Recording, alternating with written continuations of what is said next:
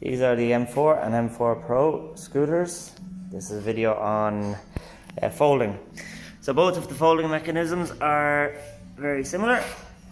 There's a safety clip here that you pull out and turn to hold it out. So that keeps the pin out, just like that.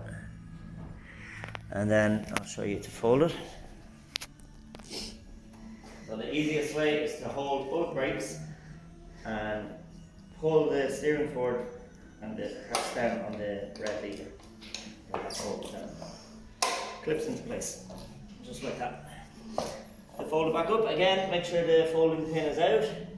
Stand on the red lever and you can let go. Hold both brakes and stand near the back to create a bit of force, and you just lean forward. Clicks into place. And then twist the safety pin back so it locks into place. So you can see that this is back in place, a safety latch. And that's the same on the M4 Pro and the M4, just like that. And if you need any more information on this, you can email us info@locoscooters.ie, or the phone number is 01 524 2062.